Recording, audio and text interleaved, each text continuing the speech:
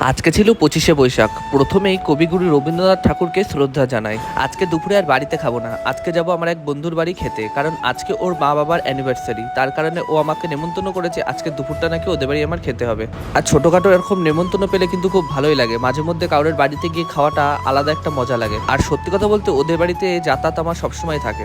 বাইরে এসে দেখি আমার গাড়িটা গরমের মধ্যে পড়ে আছে, আর গাড়িটার অবস্থা যে এতটা খারাপ কি আর বলবো, পাখিতে পটি করে পুরো গাড়িটা নোংরা করে রেখে দিয়েছে। একটুখানি মোছামুছির পরে আমি বেরিয়ে গেছিলাম রাস্তায় যে পরিমাণে গরম ছিল, মানে আজকে সূর্য মামা পুরো দাউ দাউ দাউ দাউ করে জ্বলছিল।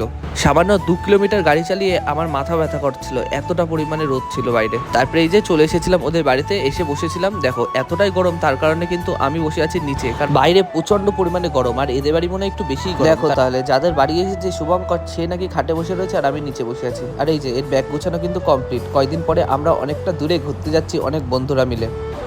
তারপর আর বেশি বসাবসির টাইম নেই, কারণ এখন অলরেডি 3টে বাজে মানে কিন্তু এবার একটু খাওয়া দাওয়াটা শুরু করতে হবে। দুপুরের খাবারটা আমি বেশিরভাগ কিন্তু দুপুর 2টোর মধ্যেই করে ফেলি, তার কারণে কিন্তু আমার খুব খিদে পেয়ে গেছে। তার জন্য তাড়াহুড়ো করে বসে পড়েছি এদের বাড়ি খেতে। আজকে এদের বাড়ির মেনুতে ছিল কিন্তু গরম গরম বিরিয়ানি, সেটা আমি আগের থেকেই জানতাম। তো এই যে চলে এসেছে আমার গরম গরম বিরিয়ানি। তাহলে চলো আমি খাই বিরিয়ানি আর তোমরা আমার ভিডিওটা দেখতে থাকো।